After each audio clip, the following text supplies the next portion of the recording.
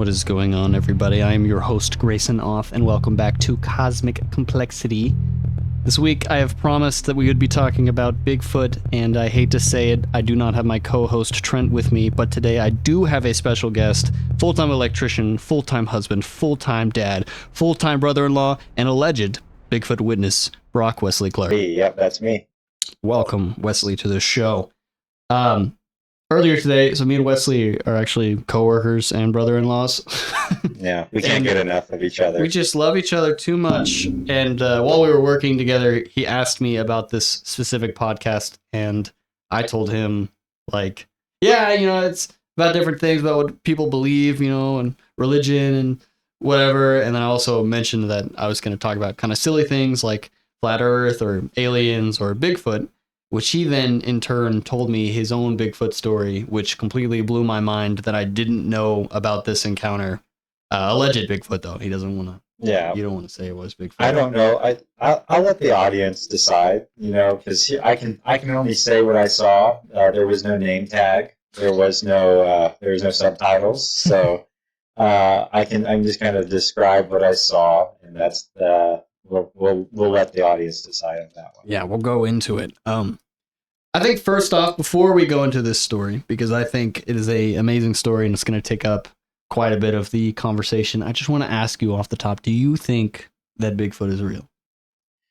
I do. Okay. I do think that Bigfoot is real. Do I know what Bigfoot is? Absolutely not. I have no idea what Bigfoot is, but I do think whatever it is, it's real. Do you think that if you hadn't witnessed allegedly a Bigfoot, that you would still believe in Bigfoot? Do you think, like, without the backup, that you would still believe that that is an actual thing that could happen? So one of the things that I think it's important in these kind of conversations is like, okay, what would I think if I didn't know something? It's really hard for me to put myself in a headspace like that. I've had, and I'm sure we'll save this for another show, I've had different, you might call paranormal or supernatural experiences scattered throughout my life. It certainly hasn't been a constant thing. But when you have certain experiences that you kind of run through whatever kind of reason and try to attribute it to mundane things, you know, you try to explain things rationally. And you come out on the other side and you say, I still can't account for X, Y, Z, then that kind of puts you in a space where you're like, you know what, I don't know everything about the world and how it works.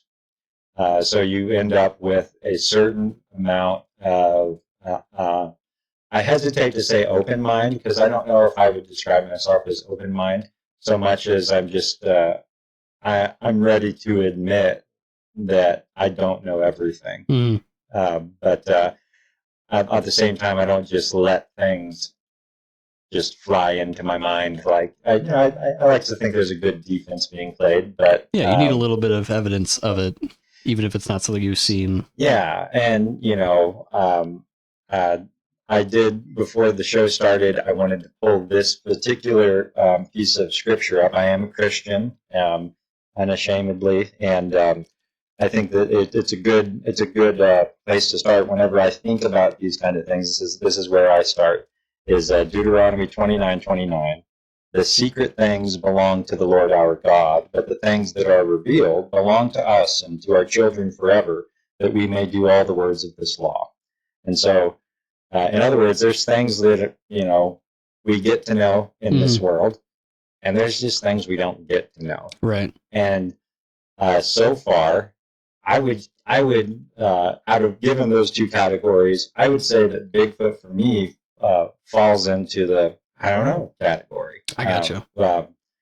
As far as what Bigfoot is, how Bigfoot operates, how many big feet are there? There's 2 big feet at the end of my legs, but that's the only ones I can account for. But dad jokes. I am a full-time dad. Thank you. Yeah, so that's kind of where I'm coming from. But I do have my theories, and I'm, you know, I love hearing what other people have to say on this particular subject, because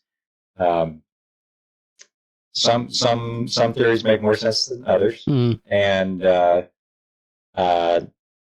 fun part is hey, maybe I'm right, maybe you're right, maybe we're both wrong. Right. But there's, it's not an objective enough thing.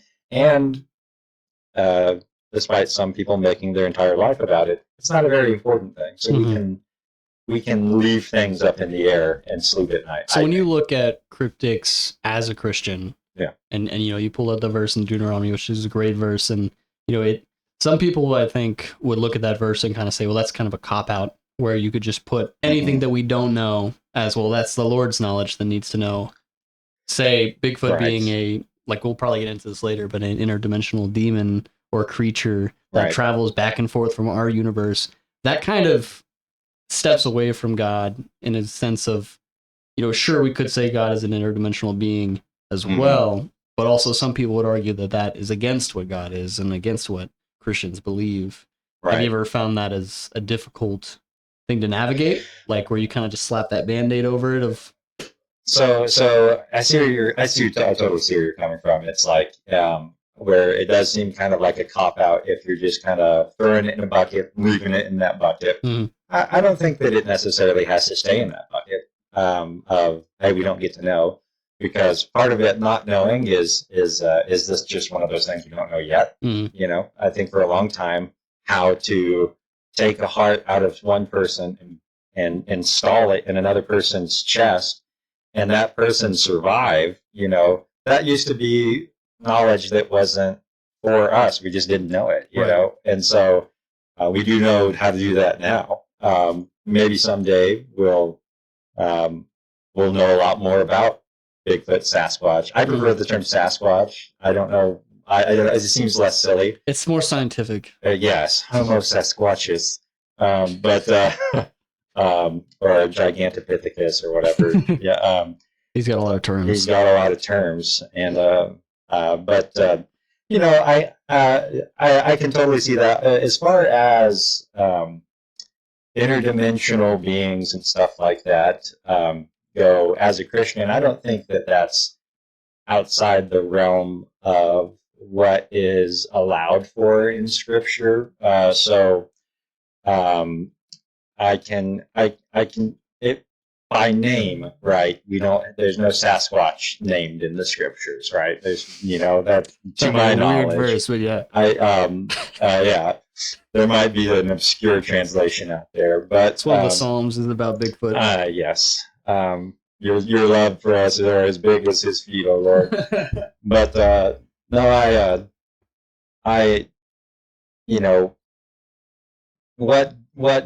what does the Scripture show us? Well, we see beings that are not human. They're creatures, so they're created, right? That's what creature means. They're created beings in the Scriptures that are not human, but they're sentient. And we call those angels. And every time, we've all seen the meme, I think by now, the biblically accurate angel. Right. There's a good reason that every time an angel shows up, the first thing it says is, be not afraid. Don't freak out, okay? For those who don't know what a biblically accurate angel is, how would you describe it? What'd you say? Well, I think that's the difficult thing about, I think that what the authors of the Scriptures were writing down are things that they saw. And what they saw were really hard to put into terms. And so the cursory Google search would show some type of orb with eyes and wings and halos and just kind of swirling around. And it's really hard, maybe even, tentacles of radiant light, I think there was one where they were described with like multiple faces, like the face of a lion, the face of a man. Right. And I think the point is that those descriptions are the best descriptions that they had. Like if you're a fan of Lovecraftian literature, so H.P. Lovecraft, I like to read that because I think that he does a really good job of describing things that aren't are too. It breaks like reality to look at these horrible things in his books, and whenever he describes them, he just a lot of times he'll just be like this undescribable horror, and that's the best way he can describe it. And he might give physical descriptions where he says Cthulhu is the head of an octopus, the body of an ape, the wings of a dragon. It kind of is almost mirroring the way that the authors of the scriptures were describing angelic beings, but he's describing a terrible cosmic horror from outer space or from beyond this world that is you might say through my lens something almost demonic. Right. And I'm kind of the traditional opinion that demons would be fallen angels, and so rolling with that, I mean, if an angel shows up and is trying not to scare you, imagine the angel showing up and not really caring about whether or not you're scared, or maybe even trying to scare you. Yeah. We see that countless, I'm sure you can put a number on it. There are many examples in the scriptures where angels are taking different forms. So we see at the resurrection of Jesus, or right after Jesus resurrects from the dead in the empty tomb. It's empty of Jesus, but I don't know if you remember, there was an angel in there. And in this particular case, the angel was in the form or in the shape of a human, and letting them know that Jesus wasn't there, and go back and tell everybody. And so we have Old Testament examples of that as well. Right. When God took the form of a man, he had 2 angels with him, and they met and ate dinner with Abraham right before they went to Sodom and Gomorrah. And these angels in human form, the men started gathering outside of Lot's house, and they said, "Give us these pretty men, so that way we can have our way with them." And so, I don't know, it sounds pretty physical to me. Right. But assuming that's what, quote unquote, good angels can do, can bad angels, fallen angels, demons do the same thing? That's just something to consider, I think, going into this story. Well, especially and I want to do more episodes on cryptics and different types of cryptids. And, I think the idea of angels and demons and shape-shifting and being able to form into these entities is a very interesting one. I definitely want to get into that later down the road, but for now we'll focus on Bigfoot. But it's really interesting. The reason I ask is because a lot of people who have faith kind of don't address it or just ignore it, or just say that's false and that's fake. And I would argue that there's a lot that lines up with the Bible that shows a very clear line that these could just be demons and we could just be witnessing those kind of creatures. But right. It's really hard when people encounter these things to dismiss. Sometimes there is so much emotion and fear that stays with people for the rest of their lives, and there's no indication that they are otherwise not sound of mind. And so I think that it's really important then to ask the question, well, what kind of traumatic experience did this person have that this would stick with them for the rest of their lives? And I think that as far as people in the church go, saying that's not real, you're really shutting down their experience, and possibly preventing them from getting the kind of care and support that they need when you when you put it into a category of that's not in the Bible. And there's lots of stuff that's not in the Bible that you talk about. And I don't, that that just because it's not explicitly a category in the Bible, I don't think that should disqualify it from, at the very least, having some room in conversation like we have right now. Right. I think it's the concept of using your theological imagination. I know that can sound, the term itself sounds slippery really bad. slope there. Yeah, it's like, no, I don't mean coming up with your own ideas about, you know, God I and got Trinity. it's like I just came up with this totally new thing. I don't mean that. I mean, within your theological framework, there ought to be some room to use those things that you do understand to try then to turn that around, face it out, and try to shine light on the things that you don't understand. I can't really think of a better way to put it than that, is to use what we know, the things that are clear, to help us try to understand the things that aren't so clear. Yeah, I think that's great.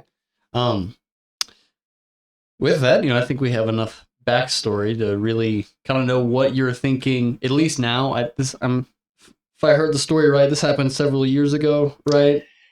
Yes. So there's actually more than one story, and I didn't get to tell you my second story. That's beautiful. That means I get to hear new stories. There's more. Yes. Let's hope it's not BS. It's if it is BS, I don't know. I don't know it's BS if it is. I'll call you out on it if it is. Right.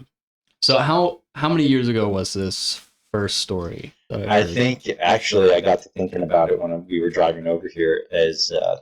I think that it was 20 years ago this year, actually. Oh, wow. So coming up on the anniversary. Coming up on the Bigfoot anniversary. That's great. So over 20 years, you've been kind of sitting on this witness and this seeing something, a creature of some sorts, and I guess the best place to start would just be the start of the story. Okay. So 20 years ago, I was in 4th grade, and we had just built a house, and out in the middle of nowhere. We were, I think at least 7 miles from the nearest town, and we were in the Flint Hills part of Kansas. So it's where things stop being so flat, and they start having hills and trees and whatnot and forests. And we had just built a house there, and to try to help you visualize it, we had built the house on a hill, and the back of the house was facing the slope of the hill, so that when you were in the basement, they had dug out the side of the hill, so that way you could leave through doors of the basement. You could walk out of the basement through double doors. And there were some windows down there, and the reason they did that is because of fire code. Whenever you build a house and you want to have a room down there, you got to have more than one way to get out for obvious reasons. And so we had these big French doors, and there was a living room downstairs. And my older brother and I were just kind of hanging out watching TV. I can't remember if it was playing a video game or if it was watching TV, but we were fighting over the remote either way. And I had my back to these double doors. At this point, it was night. I had my back to the double doors. We had the glow of the can lights above us, so it was pretty bright. What time would you say this was? Was it like later in the night, kind of dawn?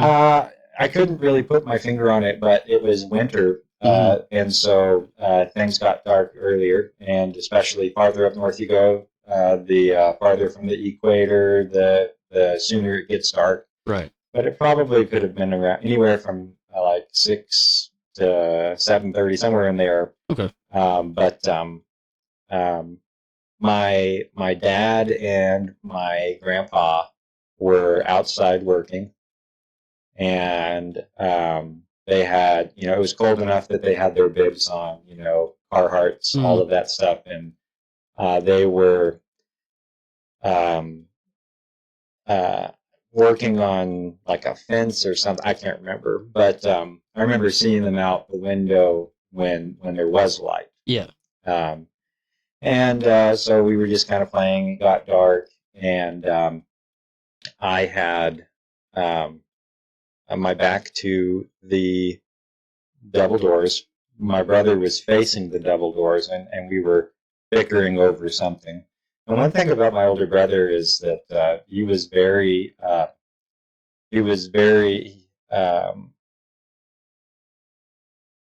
it was easy to tell when he was afraid because his ears turned bright red whenever he was afraid of something. And usually that was because he heard on forecasts that there was a tornado or a thunderstorm. Those things made him pretty afraid because living in Kansas in Tornado Alley, we didn't really, you couldn't throw a stick without hitting something that had been affected by tornadoes. Yeah.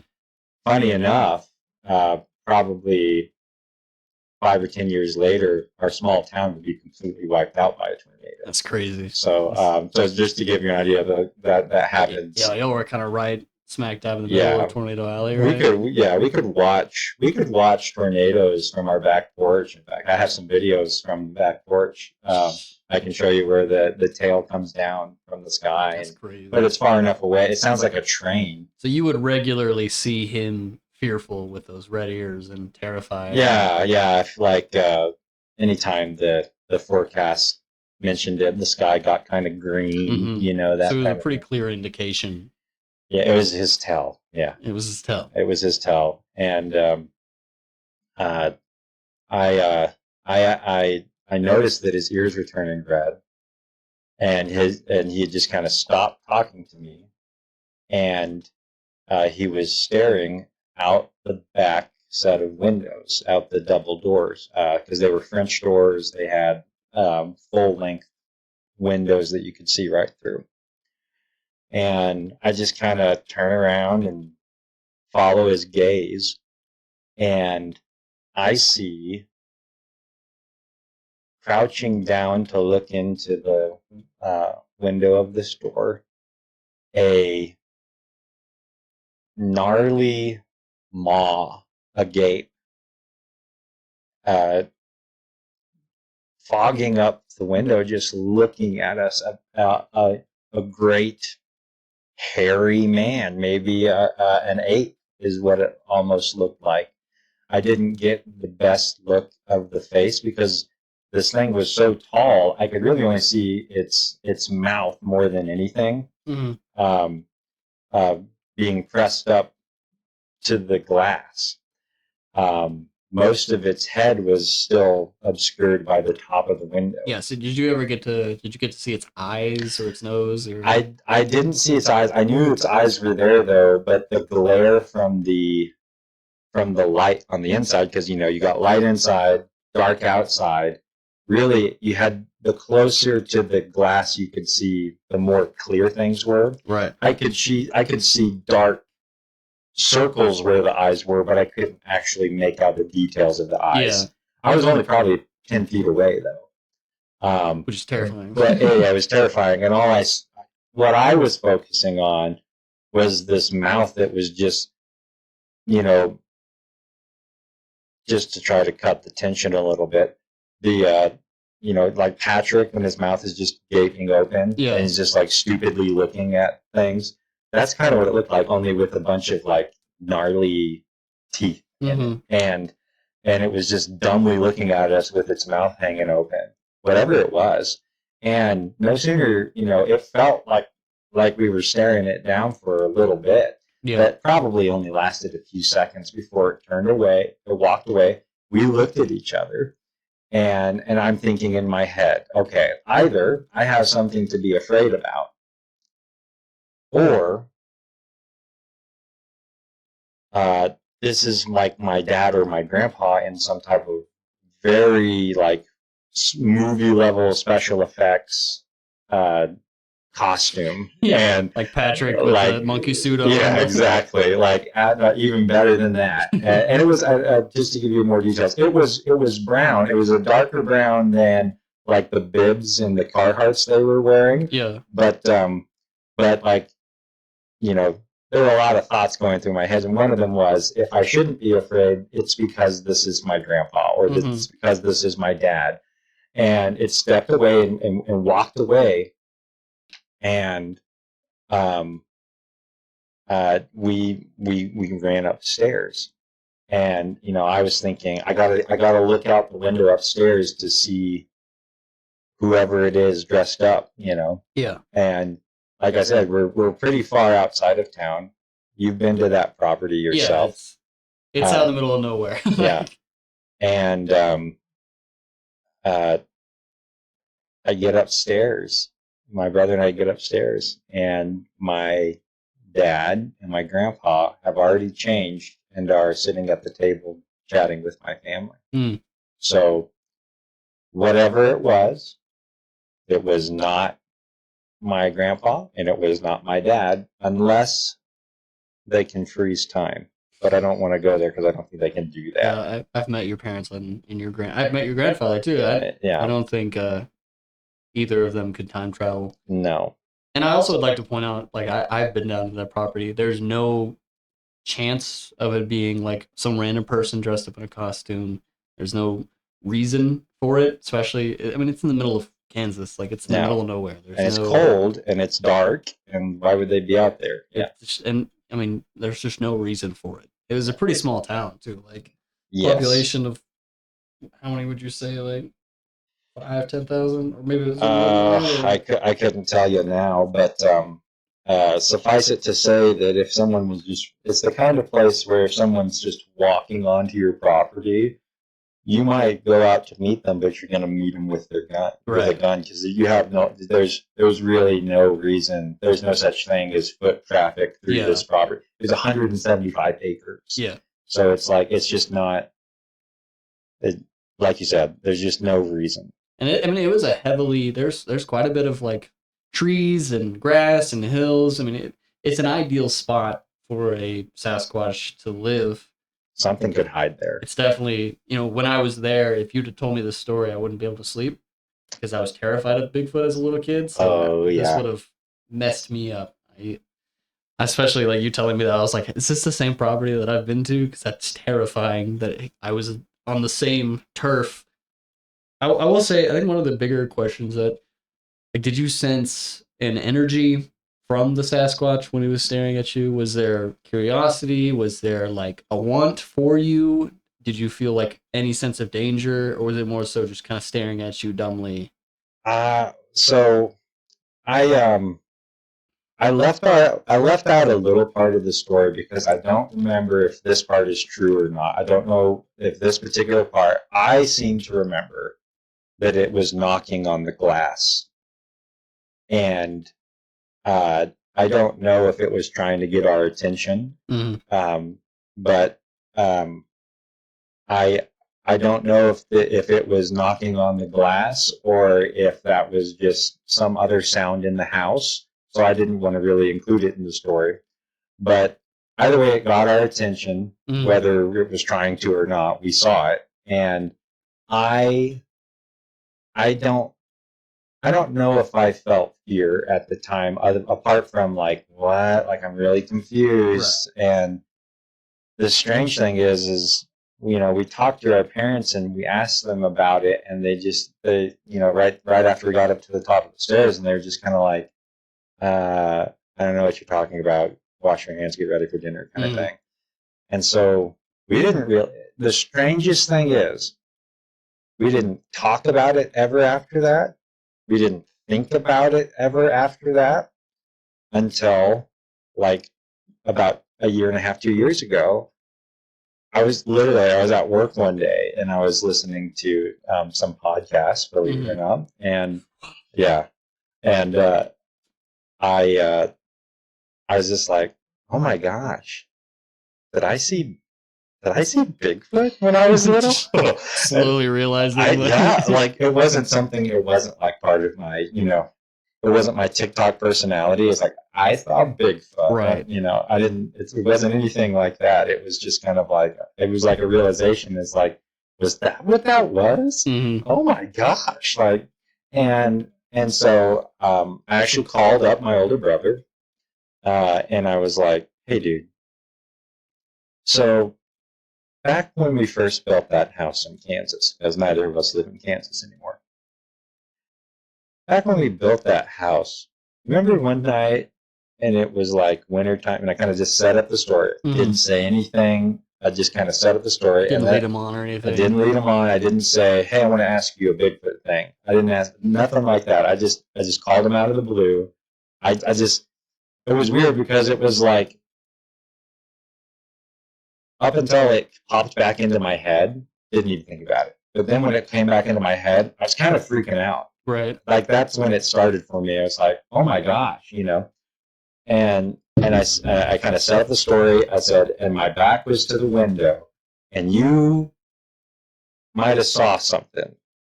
And as I was trying to finish that sentence, I was like, and he's like, "We saw Bigfoot." And I was like, so he already knew. He knew what I was talking about. And I was like, okay. I was both relieved and more terrified at the same time because I was like, oh my gosh, like, what does this mean? You know? And I called my dad. First I called my younger brother, and he and I actually had another experience in that same wood that he brought up when I called him. So he already had set memories, and like he was fully knowing, like, okay, I've seen this creature before. And so when you called him and you brought it up, he was like, oh yeah, and this happened. This yeah. So first I called my older brother. He confirmed the story that I just told, without me telling it. He told me it was a Bigfoot story. In other words, okay. Called my younger brother because I was freaking out, and I was like, "Dude, did you know this happened?" and he was like, "Yeah."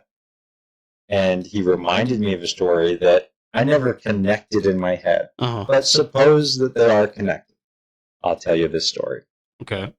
So this would have been 4 or 5 years later. I might have been in 8th grade. I might have been in 9th grade. It was during the summer. Okay. And I had a friend over, and my younger brother had a friend over, and we would always find things to hit each other with, and that took the form of foam weapons. And there was a brand name of foam weapons called Mashunga, but we figured out how to make them ourselves for cheap. And it's basically a PVC pipe, like a 1/2-inch PVC pipe inside a pool noodle, with a sock over it. Nice. So you could hit each other with it. Some LARPing stuff going on here. We weren't role playing. We were just hurting each other. Right. So there was no I wasn't pretending to be like another person or anything like that. It was typical Kansas children, just out in the woods beating the crap out of each other. Beautiful. And as people do. Well, we developed this game where it was kind of a reverse hide and seek, where one person would hide, and the other 3 would try to find that person. Sounds like a perfect setup. Great. Yeah, yeah. And the idea was that you were trying, like the three people searching were trying to find that person and hit him with your foam weapon, thus killing him. And we called that person that you were trying to find the wolf. Find the wolf, kill the wolf. But the wolf could at any point sneak up on you and kill you. If he hit you with your... You had to go by the honor system, obviously. Right. If he hit you before you hit him, you were dead. You were out of the game. And so you were trying to covertly kill all 3 of them before they could find you and kill you. Okay, I see the point of it. It's a fun game. It was really fun. I would probably still play it now if I weren't so terrified. But we would play up next to the house and the buildings that were well lit and whatnot, and on the big giant wraparound porch at my grandparents' house, and it got kind of old because we could see each other very easily. There weren't enough shadows to hide in. So I got this idea. I was like, well, let's go down to the woods And at that time, I was really good at being the wolf. Like I said, we had to make our own weapons, and so I made my own throwing knives out of foam and metal washers that I stuffed. And I stuffed the metal washers inside them, duct taped around it so that it had enough weight, and I could throw it. You know, Nice. it was an unfair advantage because Yeah, a little bit. I was the only one with range weaponry, but it was fun. But anyway, I was like, let's go down to the woods. I'll hide there, and then you guys come and find me in the woods. It was probably 10 o'clock at night at this point. Oh. Oh no. There was moonlight. Okay, that's right, good. and Was it a full moon? Was it like just enough? It was probably a waning moon, Okay. so there was a good portion of its face revealed. But for anybody who has not spent time outside of the city, when you're far enough away from civilization, the night sky is actually very clear. Yeah, very clear. It's very bright. You can walk out in the field. People will see you for miles just because your silhouette is against the horizon. Yeah. It's almost more like a blue outside. Mm-hmm. Well, when you are in the woods, you have the canopy of the trees, and that is pitch black. Right. That is pitch black. Fantastic. I walked into the tree line down by the shooting range, which is the same set of woods that we're talking about. Same portion. This is the same set of woods that was behind the house that we built. Same location. Same part of the property, all of that. And I walked in, and I could not see my hand in front of my face. If I turned around, this is how I could navigate. If I turned around, I could see the silhouettes of the trees that I had passed. So I had to use my foam sword to kind of hit in front of me to walk in. And I could see, facing out, the moonlight hitting the field. So like I could see through the clearing and kind of use that as my way of navigating. And I just kind of, I don't know what I was thinking, because I heard what I thought was my brother there in the woods. I'm like, oh my gosh, he's already out here. Oh no. And I'm laughing because I'm anxious. I heard him kind of take a couple slow, crunchy steps on because there's a lot of debris in the forest floor. I heard it, and I heard him post up against the tree. And I was like, this idiot. And I walked up even more stealthily, and I was on the other side of this tree. Mm-hmm. And it was a good, decent sized trunk. And you're in the same tree as my brother. And I kind of lean up against the tree, and I think to myself, as soon as he stands up, I'm going to hit him so hard with this foam weapon. And I'm sitting there. And you know how in the dark, like when it's dark in your room and your eyes are closed, and let's say your sibling walks in, you can kind of feel them there. Yeah, you can feel the air pressure changes something, right? You can feel it. Well, I could tell that my brother was crouching right there. Mm-hmm. I was like, this idiot. And it felt probably a lot longer than it was, but maybe like 5 minutes. Mm-hmm. Maybe even 10 minutes. You're just waiting patiently. I'm just waiting. I'm like, and at some point, I'm just kind of like, should I just hit him? Like, yeah.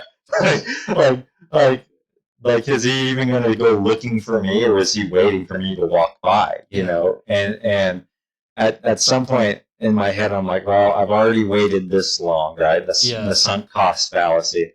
And I was like, I've already waited this long, so I'll just wait. Otherwise, I waited for nothing, right? Yeah. And about that time, I hear some calling out in the clearing. So I could see a road, a little gravel road that ran through the property, a private road that went from the houses down through the woods and to the shooting range. I could see that gravel road, and I saw some flashlights. I was like, what? And I was like, I guess the other guys gave up, and they're calling my name. I'm like, well, then what's the like? Why did I bother coming out here? Yeah. If they're just gonna start calling my name and it kind of ruined the game for me. I was kind of like upset. Defeats the purpose. Man, right. The game's over. And there I saw my friend, my brother's friend, and my brother. Oh. Calling my name. Oh God. And I look out there, and my brain is just making dial-up noises, trying to process, and it was going burr, and whoever was there stands up and starts walking away. But I'm more concerned with I can't. First off, I can't see that. I can see my brother and my friends, and so I'm just kind of, even though I looked, I couldn't see anything, and so I looked back to my brother and my friends, and they shine their light towards the shooting range, and they said, "Oh, there he is," and they start walking towards the shooting range, calling my name, and I'm already coming out of the forest, and I come up behind them, and I scared the crap out of them. Yeah. Because they saw someone, a upright bipedal person, just walking and running out of the forest away from them and towards the shooting range. Huh. But it wasn't me. And so they just saw a silhouette. Out of the same patch of woods, probably 30 feet in front of where I popped out. That's crazy. And that wasn't me. Yeah. Did you see the creature running? Did you see? I never saw. All I saw, the only thing I did, the only sense that I had that it was there was sound. Mm-hmm. And then, of course, whatever kind of I can tell. I don't know if it's my ears picking up on the barometric pressure or you could whatever. feel the energy of that creature. I could, and I thought that it was my brother crouching down next to the tree. And you said it took a couple of steps and then crouched behind the tree. Yeah. Do you remember feeling it standing up? Like, remember thinking this thing is standing up right now and now it's crouched down, or was it always lower? Well, I didn't get a sense that it was standing up until I assumed my brother and friends spooked it. Mm. So, I was no longer, because the whole time my body was facing the direction of the tree. Yeah. That I was camping at, right? Ready to spawn kill my brother, Yeah. And it just never happened.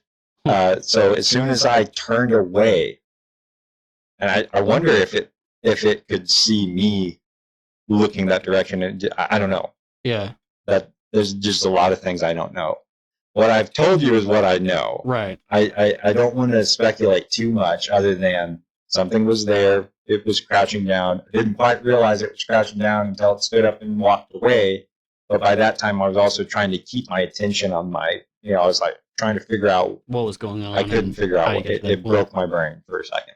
So how would your brother that you talked to, how did he describe the creature? Did he just describe it as running away? Tall guy running away. Just a tall guy. So it was dark enough that, like I said, even though the moon was out, you could really only see a silhouette when it was far enough away. And he said it was booking it super fast. Whatever it was, whoever it was, just sprinting and just and it was but it freaked him out. So fair. I mean, and especially if you appeared behind them like this. and I just kind of, he didn't tell me about the seeing someone run to the shooting range. Mm-hmm. He didn't tell me about that until When you called him. When I called him this past year. All I knew is, oh, maybe I was standing next to an animal, you know, and which is still equally terrifying. Like standing next to an animal you don't know what it is. It is scary, but I didn't think about it because I didn't have the other part. I didn't have his perspective of the story. Right. I only had mine, and I was like, and then at that point I was just kind of like, come on, guys, I thought we were going to play this game. They're like, no, we were just looking for you because we're done, and yeah, so that was it. That's the end of that story. That's crazy. Yeah. And which, the people that we're not naming or bringing up on the podcast, the reason we don't have them is because they didn't want to share it or they didn't feel like it'd be beneficial for them, which is fair. Yeah. Like we're not just copping out. Like these are people that we're never going to bring up or mention. Like these are actual people. I know their names. I know them personally. Yeah, you've met them. I've met them. Yep. And I do believe that their accounts are true. It's just like that there are several reasons why they wouldn't want to be on a podcast talking about it. Yeah. And a lot of it is like the stigma of you're crazy for believing this, which is fair. And I think there are some witnesses and, stories about Bigfoot that are like, yeah, that's stupid. Like, that's not true. That's false. And yeah, some people are trolls. I get that. And especially now it's so like monopolized and like it's such a huge trend. It's big for a lot of people, pun intended. Like that, there's just a lot of different things that Bigfoot is just a huge idea in marketing and tattoos and stickers and books and TV shows on History Channel. Like it's a huge thing, and it was pretty popular in the early 2000s, 2010s. I would say. Like I remember when I was growing up, it was pretty big. A lot of Bigfoot hunting shows. Oh yeah. Which is kind of silly, in my opinion. Yeah. But I mean, I think your story in particular sticks out to me the most because it seems more realistic and genuine. Like it doesn't feel like everything was set up for this to be perfectly happening. Like, and there's a lot of details to them that, for me, I'm like, yeah, this is an actual account. Like, it's hard to say if it was Bigfoot or not, but when you look at the description, location, what else could it be? Like, I mean, you mentioned to me earlier today that there were, you looked on what was the website that you looked up for? Oh, I think it's called Bufon. So yeah, last year when I started realizing maybe what I might have saw, I definitely saw, but I didn't know what it was. Yeah. I still don't know what it was. So I just want to be clear. I'm not saying that it is 100% Sasquatch. But it sure does sound like it, right? And so I looked up. There's I think it's called Bufon. It's an acronym. It's basically where it's supposedly an independent website where people can submit reports of their encounters and sightings with Bigfoot, and that's what the B in Bufon stands for. I know that. No matter where you are in the world, specifically though in the United States, and if you're not in a particular town, then you can do it by county. Mm-hmm. And I did find, and you got to remember, most people don't even know about this website, right?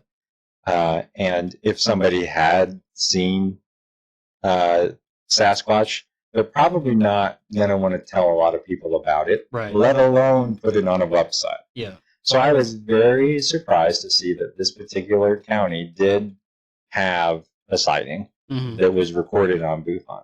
It was not mine. It was not anybody that I knew. And given the location described, it wasn't my part of the county. Yeah. But it was really interesting. I was like, okay, so I'm not alone. My brothers aren't alone. And I don't know if you want me to tell this story too. It would turn out that my own father had his own experience. Yeah. So after we had, I talked to my brothers, I decided with my younger brother after hearing all that.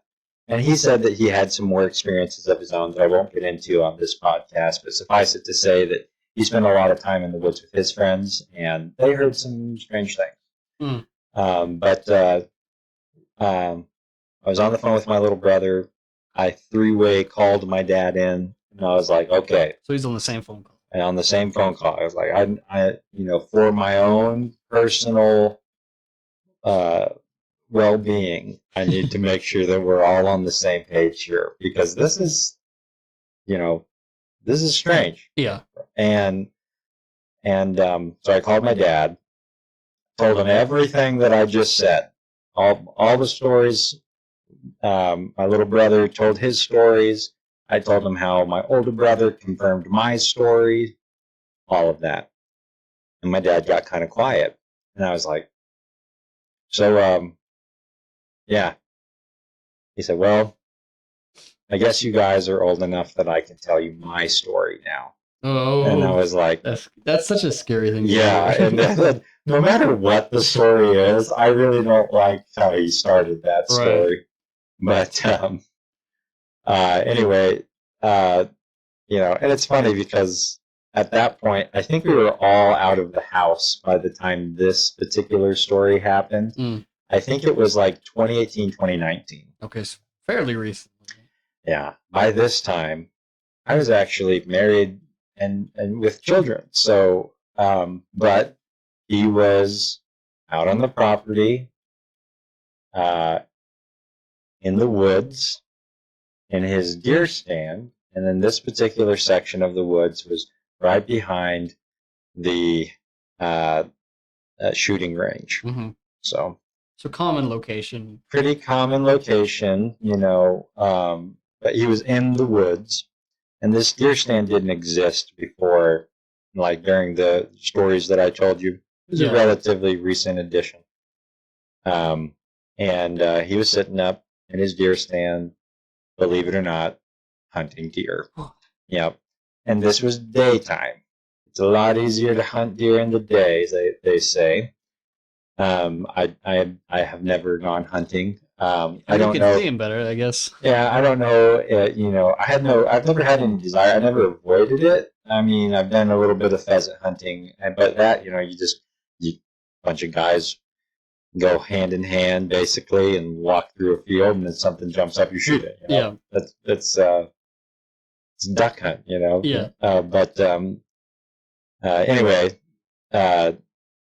he was sitting in his deer stand, not a blind, a deer stand. It's basically a ladder that leans against a tree, and at the top of that ladder is a small chair. Yeah. To give you an idea. And he's kind of looking, and he sees through the other side of the woods than I would have saw in my last story. Mm-hmm. So he's peeking through the other side, and through this clearing, you can see what was our rifle range, and I think it went up to 500 yards. I think. So it was clear, but it went up a hill. Yeah. So when you're shooting, if you miss, it hits the hill. Right. Is the idea. And alongside this rifle range was a post fence, a barbed wire fence, a wooden post, barbed wire, probably about 4 feet tall. Mm-hmm.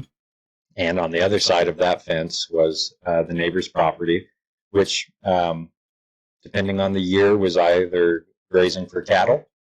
There's twice as many cattle as there are people in Kansas. Nice. Fun fact.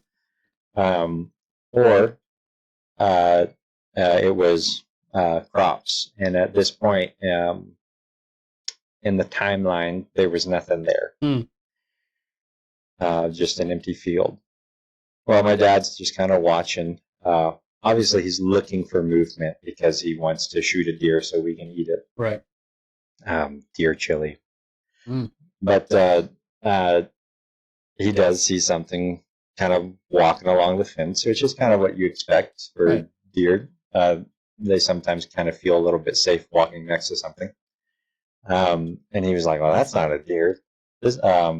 And whatever it is, crawling on all fours. And he's like, dude, in his head, he's thinking, I wish he was on this to tell the story. Cause I don't want, I can tell my story is fine. I don't want to, I want to make sure I don't miss any details of someone else's story. But I'm sure he would go way more into detail. He probably would. And he sees what he thinks is like, oh gosh, that's like a really big badger? Because we do have badgers there. Mm-hmm. And he's like, that is a beefy badger, like swole, right? And it's crawling next to the fence, and he's like, he looks through the scope, and it's far enough away that he's not, it's not like he's, face to face with it when he looks through it, but he can see it a lot better through the scope. And he's like, and the first thing that goes through his head, as he told it to me, was, there must be a circus because this is an escaped chimpanzee. And it's a big one. And he's like, one of the rules in hunting, though, is that you never shoot something that could be a human. Right. Because on the off chance that it is, you really don't want to be the guy who shot another hunter, right? So he's like, I don't really, more than anything, he's not like, I want to kill it. He's like, what is this? And this chimpanzee, whatever it is, stands up, upright, 2 legs, and starts a walking. And then I think he said, and I don't know if I'm mixing up the timeline here. I think he said it hiked the leg over this 4-foot fence to step over and start walking into the field. And so chimps don't walk like that. Right. And I think he did just get a good look at its face. I can't remember how he described it, though, like word for word. Right. But it was essentially what I saw. Yeah. And that's why I wish I had like his written testimony or something like that. But anyway, that's what he sees. He jumps down because he's like, well, I need to figure out what this is. Big mistake, buddy. Nothing actually bad happens, but I would never do that. But he jumps down and he kind of just starts walking at a brisk pace through the tall grass there. And the grass gets tall enough in this between where he was and where this thing was because it's a lower spot. There's water goes through there, so the grass gets really tall. Sometimes even over your head. Yeah. The deer really like to nest in that. But that's why he was there. But he gets through this grass and nothing's there. He looks through his scope down this open field that goes on for a couple miles, and there's nothing there. There's absolutely nothing there, as if nothing ever happened. And he kept that to himself. Tell anybody. Well, assumingly, maybe he told his friends. Well, no, he didn't tell anybody. Oh, really? Because what do you do with that information? Nothing really. There's nothing. It doesn't really make any, But in a, to an extent that I don't know why I didn't think about it growing up, and then it just popped into my head. Yeah. But I probably wouldn't talk to anybody about it if my older brother didn't confirm that he saw the same thing at the same time that I was seeing it. That kind of changes things. Yeah. You can't just write it off as, okay, so we both had a psychotic episode where we both detached from reality in such a same manner that we would hallucinate the exact same thing. And then my dad would 10 years, 15 years later, whenever, I think it was 15 years later, would hallucinate the same thing. Yeah. Completely unaware of what we had seen, and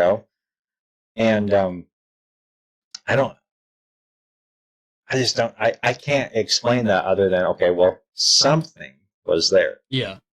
I do not make any claims to know what exactly it was. The signs kind of point towards Sasquatch, Bigfoot, but that doesn't actually give me any more information. No. That just says, okay, now I know what I don't know. Right. Now you're like kind of an idea. It's like, okay, I have a ballpark, but I still have no idea what this is. Because, okay, let's say for sure it was Sasquatch. Well, now I don't know what Sasquatch is. Right. So I don't know. And so that's where we are. And I think my dad didn't tell, like, I'm probably a little bit more brave about telling that kind of stuff. My dad said if he ever talked to people about it, he didn't want to use his name either, but he'd be willing to talk about it. Whereas, some of my brothers, they're just kind of like, I don't want to talk about it. Right. And it's because, there's a bad stigma attached to this kind of story, these experiences people have. It's like we talked about at the beginning of the show. It's like you're not supposed to, right? Well, what do you do when you see something you're not supposed to see? Yeah. And for some people, they would rather, if you tell them that you've had an experience that they would rather not be true, it makes them uncomfortable. Yeah. It's a lot easier for them to write you off as crazy than to have to face the reality of the world's not what I thought it was. Right. Right. And so that is, I think that's why people keep it to themselves, but. Well, it's also like there's not really many people you can talk to easily about it too. Like there's no Bigfoot council where you go to like a group of people and like a little therapy session. Bigfoot's Anonymous. Like I'm sure there are websites and Reddits, but most of those are full of crazy people, which maybe they're not. Are they crazy? Maybe they're not crazy, but sometimes you'll see people who are just kind of feeding into the flame, and I found this foot and I found this hair tuft, or you'll have the guy on YouTube who claims that he was sexually assaulted by a female Bigfoot who made him make love to her. Yeah, it's like there's some levels to it being like a little, I wouldn't even say taboo, but there's definitely a stigma to knowing what this creature is. In which I would also argue Bigfoot, stepping away from the cryptid, like I would say it's more so just a creature that is commonly roaming around, at least America to an extent. So that would be the materialistic, naturalistic explanation, is that it's some kind of monkey. Yeah. You hear stories though about people shooting them. Yeah. And they're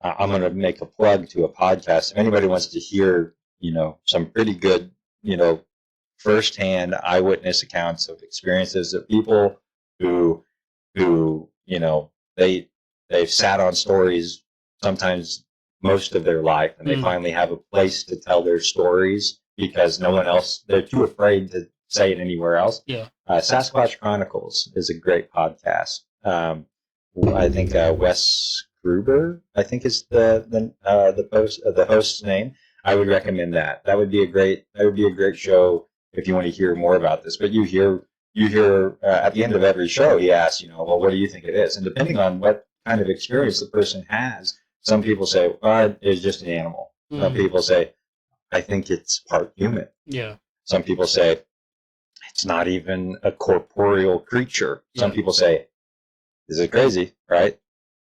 And this, you said crazy earlier. And at this point in my life, I'm just like, cool, maybe it is true. Some people say that they've killed them. And they go to report, hey, I've killed this. And people in suits show up and say, no, you didn't. It would be in your best interest for you to say that that was not the case. And I'm not saying that they are telling the truth. Yeah. I'm just saying that there's a surprising amount of people who have that kind of similar story. Yeah. Which only adds to the mystery. If Sasquatch is real, maybe we have caught one. Maybe the government is fully aware of what they are. Hey, might be careful. The government might they're going to dox us. Yeah, they might dox us here. This podcast episode might be canceled because it's too real. Power's going to go out. But I don't know. But if they, okay, so let's say, what would the motivation be for saying, no, we can't let people know these are real? I told you earlier today, Teddy Roosevelt, right? Yeah. He's the greatest president ever. Okay. He's your favorite? He's my top T, capital T Teddy. He is, dude, he had a suicide attempt on him, right? This is not a cryptid story. This is a real story. The man, the myth, the legend. Mr. T himself. Mr. T himself. He was going to get up to do a speech, right? This guy shoots him in the chest. Point blank. The bullet gets lodged in his insanely tough pectoral muscle. And everybody's very confused. Because I think, if I remember correctly, he like decks the guy or something. I mean, he gets shot. The would-be assassin gets subdued. Teddy Roosevelt gets back up, and everybody's really confused about what's going on, because usually when people get shot, they don't get back up. Right. And he says, just so everybody knows, I've been shot, but we're going to continue with this speech. And he proceeds to give a 90-minute speech with a bullet wound in his chest. Legend. The legend. He believed in Bigfoot. And he was an avid hunter and outdoorsman. He had great relations with Native Americans, who I will also say believed in Sasquatch, Bigfoot. He decided that he made the initiative to start the state park program, which is really interesting. Yeah, it's very specific. And I don't know if you have the ability to do this on the podcast, but sometime you should look up, listeners should look up, if we can't. There's a map that shows where the state parks are. There's a map that shows where the most sightings of Bigfoot are. Right. And there's a map where all of the United States underground cave systems are. And if you line up all three of them, they all fall in the same place. Oh, there's one more map that you can look at. The inexplicable cases of the missing 411. There are some people who are not only avid outdoors people, but they were the people who trained the U.S. military on how to be, a ranger or whatnot. You have people that they, if anyone, no, this person doesn't get lost in the woods. Yeah. And they just disappear. And you look at there's a guy who, he's written several books where he just goes case by case and highlights all the similarities. That's all he does. It's called The Missing 411. It's an entire book series. He's a retired criminal investigator. And he just goes and he says, isn't it interesting that every single one of these in these particular parts of the world have all of these same things happening? And they're where they're in the state parks. And they're where the cave systems are. And they're where the Bigfoot sightings are. The place that Mr. T himself protected and why would he want under to the do governmental power. And I'm just throwing that out there because, I know we want to talk a little bit about, like, what could Sasquatch be? Yeah. That's just kind of some FYI out there. Just like, okay, Grayson, why do you think? Or maybe I should back up. Grayson, what do you think Sasquatch is? I don't.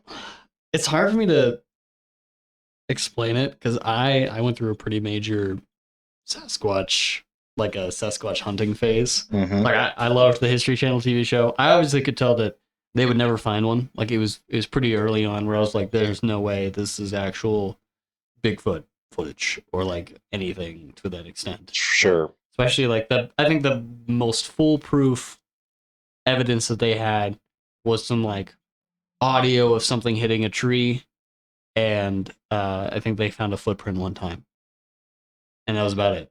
Well, one of the things that I always thought about that show is like, okay, so these are usually filmed months in advance.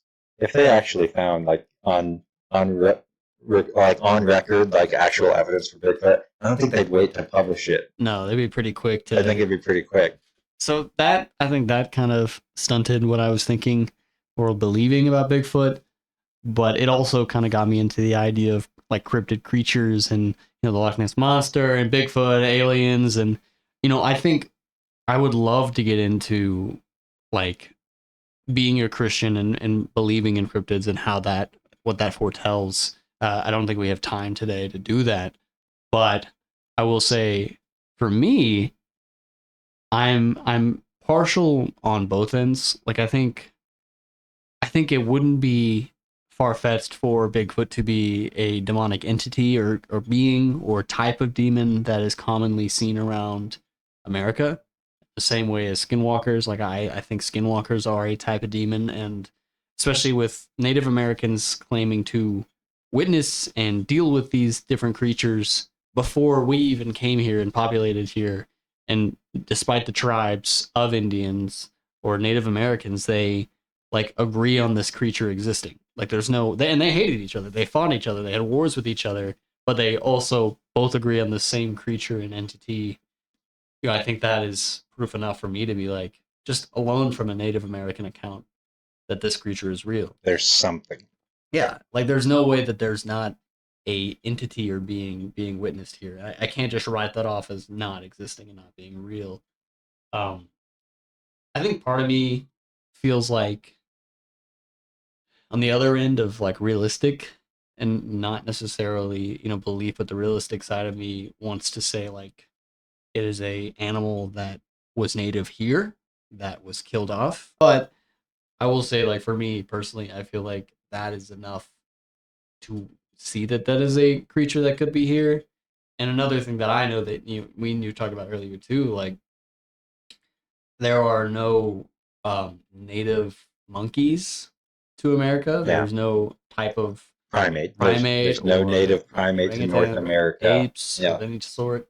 Like not even little ones, if I'm correct. Like maybe there are some, but there are none recorded that are large, and we're the only country to really possess that, which is interesting because we have such crazy terrain in America. Mm-hmm. We have such different terrains and trees and mountains and forests and places that you would expect a primate of some sort to live and move. And I mean, yeah, there's places for them to exist like very easily. And, right, just like South America, just like Asia. There's they're not there anymore, but there were I think that there were some at one time in Europe, right? And then Australia has primates, the only one that doesn't is us for whatever reason. In North America, South America does. American archaeologists or different people they have found like skeletons of people which they write off as what is it, troglodytes, or like Neanderthals. Yeah, like Neanderthals. Yeah, that's really interesting. I was reading that all of those skeletons are actually starting to classify as humans. They're kind of moving the goalpost on what is classified as human. What they used to consider like almost human, they're stretching out the definition of human. Like, well, I guess they're actually human all along. Which I disagree with. Like, I personally feel like that is existence of. I mean, have you ever seen a monkey skull or like an ape skull? It's pretty similar to an American, or not American, but like a human like skull. Yeah. It's And I very guess similar. American skull depends on the Yeah. American, but like I feel like those skeletons that are found, which some are used as proof of Bigfoot's existence, and some have been used in that way, Yeah. are pretty telling of what could be and what couldn't be. Yeah. I think for me the biggest proof that I'd seen and story that I'd heard was like I was watching a YouTube video and it was an audio of a howl of like a sound that was being made. It was like a family that was camping. They had to pull over in the middle of like Colorado, and it was this sound, and this was in the early 2000s, and the video didn't have many views. It wasn't super crazy blown up on the news or anything, but it was just like this noise and these like family like freaking out, and it freaked me out. Like it felt real, like the audio quality. It didn't feel like it was added on to it. Probably never find that footage now, but You mean they're not famous now? they're not famous. You mean they didn't have a reason to post it, like to as a quick buck or claim to fame? They did not. Okay. Which kind of made it a little more, because I've seen some Bigfoot videos where it's like that's not real. It's Like, clickbait. very very easily like generated with, and I think especially as AI is getting more powerful, we're kind of stepping more and more away from being able to prove existence of cryptids and creatures, and I think that sucks because it's gonna be really easy to duplicate it. Yeah. But for me, I think Bigfoot is real, mainly for that reason. So, but hopefully in another episode we can go into demons and the Bible and how that works with cryptids. But Yeah. I think for today we don't have enough time. Yeah. We've covered a lot, and I know the stories took up a good chunk of it, but They're good I, stories though. yeah, for sure. And I mean, that's my story, you Yeah. know. And I think that, you know, like I've said since the beginning of this, is that I do not know. I have my theories, but I simply don't know. And I have a certain amount of peace with the fact that I can say I just don't know. And I think that's where I get my peace. It's like, well, I don't have to know. I'd like to know, but the things that are important, I do know. Yeah. You know, the things that I need to know, I do. And so I really appreciate having the opportunity to talk about this, because really the only thing I can usually just bounce this off of my wife, your sister. Yeah.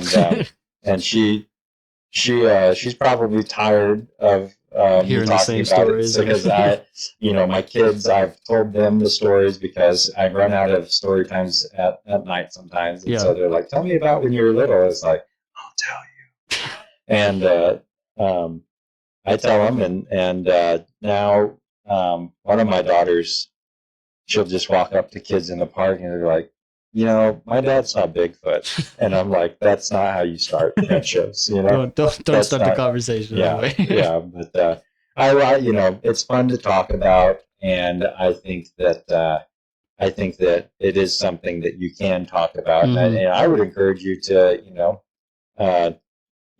as a Christian, I don't believe in having an open mind, because I don't think that that doesn't mean you can't hear someone out. Mm-hmm. In my opinion, and this, you don't have to believe it.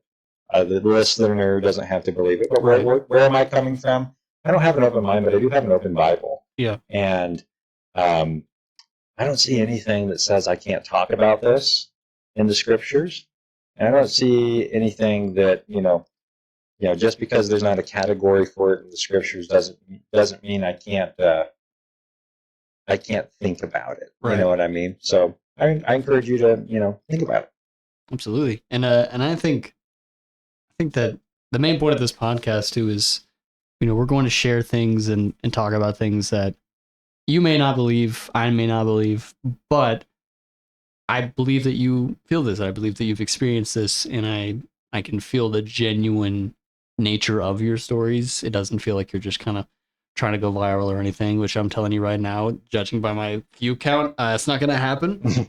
That's the only reason I agreed to do this, because I knew no one was here. Who knows? Maybe it will. I don't know. I mean, I'm recording this months in advance. Who knows where I'll be in July? But who knows? But probably nowhere. But I do really appreciate you coming out here and being able to stick your neck out a little bit for the sake of content creation.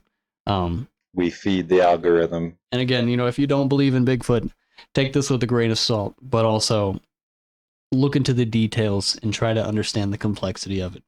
With that, I'm your host, Grayson Off, and this is my guest, Wesley Clark. We'd like to thank you for listening, and I will see you guys next week. Bye. Cool. Yes, sir. That was fun. Mm-hmm. Mm-mm.